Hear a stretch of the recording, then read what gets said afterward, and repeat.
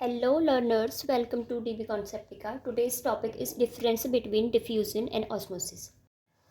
Movement of solute as well as solvent molecules from the high concentration to the low concentration. Diffusion में solute या फिर solvent molecule का उनके high concentration से low concentration की ओर movement है, जबकि जो यहाँ पे ऑस्मोसिस है उसमें मूवमेंट होता है ओनली सॉल्वेंट मॉलिक्यूल का from the high solvent potential to the low solvent potential. यानी कि जो वाटर का मूवमेंट होता है वो जहाँ पे वाटर का पोटेंशियल ज़्यादा है वहाँ से जहाँ वाटर का पोटेंशियल कम है वहाँ को मूव करता है। ठीक, अगर वाटर का पोटेंशियल ज़्यादा है तो ऑब्वियसली जो सॉल्यूट पार्टिकल्स होंगे वो कम होंगे, और जहाँ पे वाटर का पोटेंशियल कम है तो वहाँ पे सॉल्यूट पार्टिकल ज़्यादा होंगे obviously in the solution. Okay, तो जो ऑस्मोसिस होता है उसमें वाटर का मूवमेंट होता है from the low solute concentration to the high solute concentration.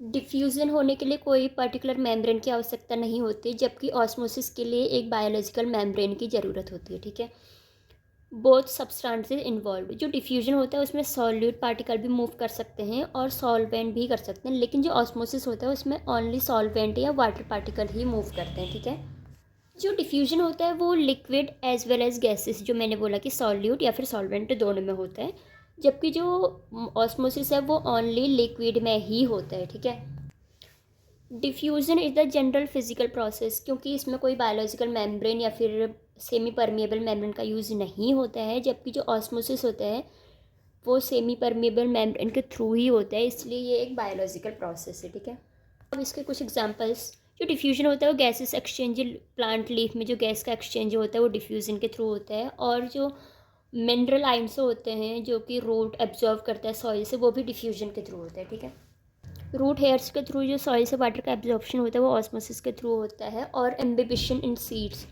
यानी सीड जो है पानी ऑब्जॉर्ब कर लेता है और उसमें स्वेलिंग होने लगती है, उसको एम्बिबिशन बोलते हैं। ठीक है, यहाँ पे आप देख सकते हैं जो यहाँ पे सॉल्यूट पार्टिकल्स हैं वो बहुत ज़्यादा हैं और यहाँ पे जो सॉल्यूट पार्टिकल्स हैं वो बहुत कम हैं। तो जो सॉल्यूट पार्टिकल्स का मूवमेंट होता है वो हाई टू लो कंसनट्रेशन होता है। ठीक है, ये एक डायग्राम के थ्रू समझाया हुआ है। और यहाँ पे ऑस्मोसिस देख लीजिए, ऑस्मोसिस में क्या होता है, ये सेमी परमेबल मेम्ब्रेन है बीच में जो कि ऐसे दिखा रखी है। यहाँ पे हाई वाटर पोटेंशियल, यहाँ पे वाटर का पोटेंशियल बहुत ज़्यादा है और यहाँ पे वाटर का पोटेंशियल कम है। हाई पोटेंशियल से लो पोटेंशियल की ओर मूवमेंट हो रहा है। ठीक है, और जहाँ पे हाई पोटेंशियल ऑफ वाटर है तो वहाँ पे सॉलिड पार्टिकल्स ऑब्वियसली बहुत कम होंगे, और यहाँ पे वाटर का पोटेंशियल बहुत कम है तो सॉल्यूट के पार्टिकल्स बहुत ज़्यादा होंगे। ठीक है, यानी कि हम कह रहे हैं कि low solute concentration to the high solute concentration water का मूवमेंट होता है। ठीक है, this is all about the difference between diffusion and osmosis. Thank you.